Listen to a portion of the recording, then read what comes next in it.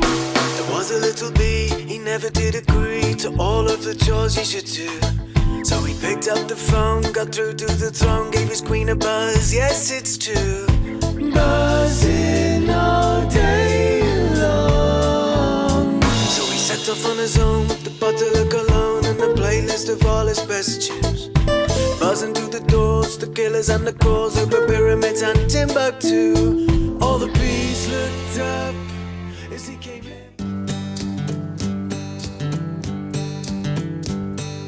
I recall the day before we met and how I'm the chairman of the Farnham Rivers Group, and that's a sort of loose organisation of all the people in Farnham who are interested in the river and the water quality. And what's happened is that as part of originally the European Water Framework Directive, there's an impetus to try and clean up our rivers, but that should be done in partnership. And so the idea is to get the community involved in looking after and appreciating their rivers again. Sometimes they've been quite neglected and just used as dumping grounds.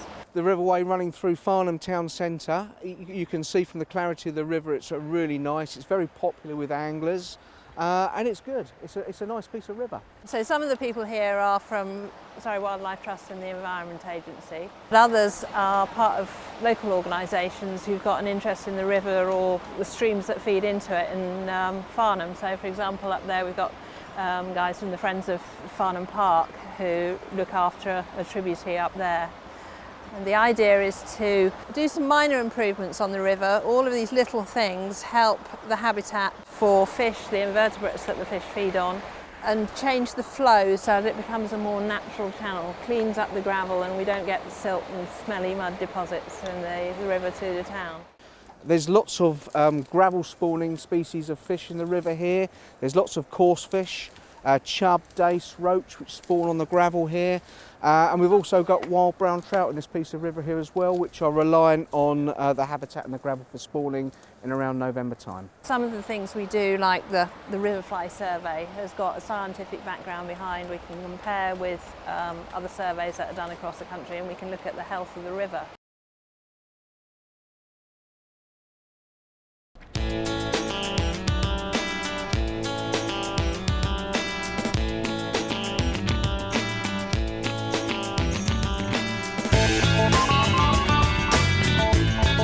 Well, we're at the Farnham Repair Cafe, which is held every month, and it's great fun. We have a great mix of people here. So I bring stuff here. I've brought electrical and mechanical and furniture, and people just know how to fix it. And I found as a volunteer that I learn stuff off the other more experienced volunteers as well. It's great, it's really good fun. So we've been going now for about 2 years. We've had nearly 1,000 people through the door. Diverted approximately 3/4 of a tonne through repair from landfill, and we have a 64% repair rate, so for every 100 products through the door, 64 are repaired.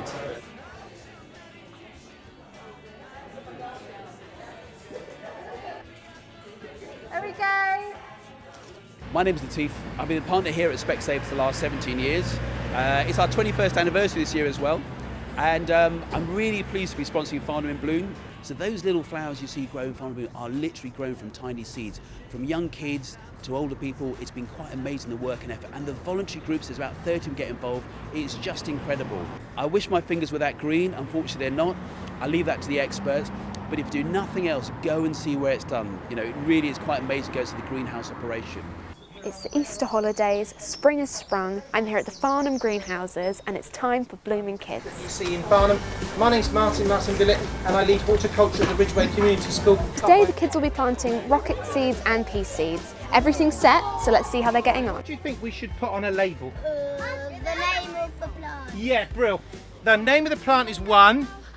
What else do you think we could put on there? Everything points to you. I wanna leave this, need to realize nothing you say is true or you save me just to break me. Boy, I still fall at your feet, feeling foolish. I don't do this, forgive you when you go and leave. I saw the light at the end of the tunnel.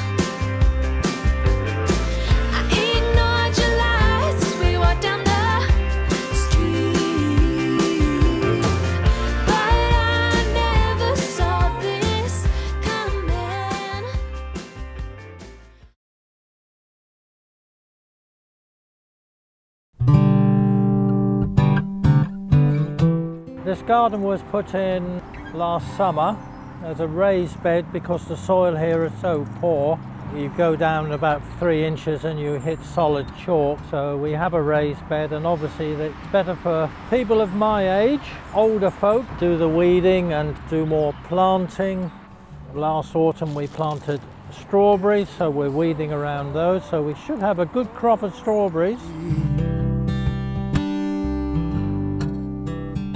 We have built a bug hotel. Alan, one of our volunteers, has provided the pallets.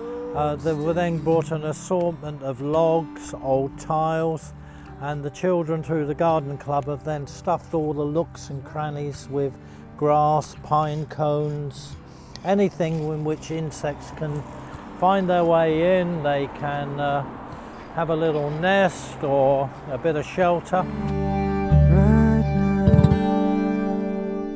My name is Atif Rashid from the Ahmadiyya Muslim Youth Association.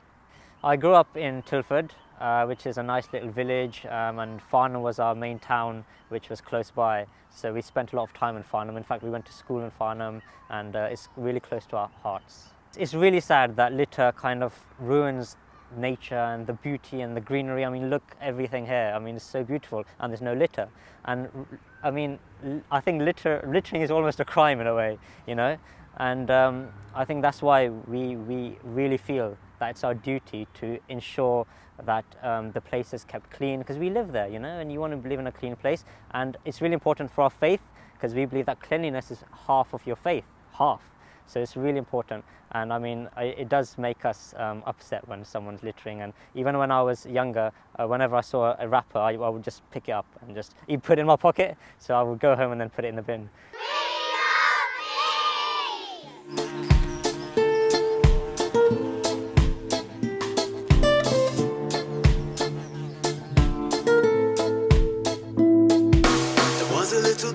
So I've got 2 active hives here. They're doing very well at the moment. They're laying a lot, and we've got a lot of honey on the go, so I'm particularly pleased about progress.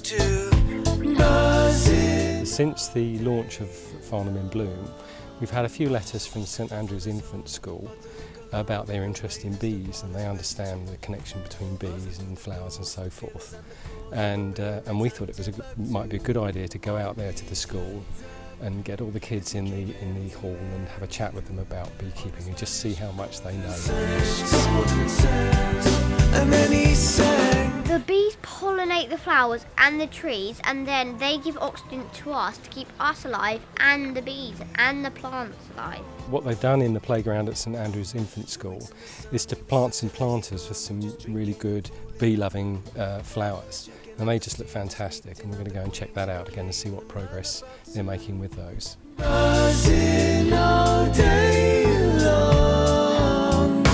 little bee danced, he waggled in a trance to all of the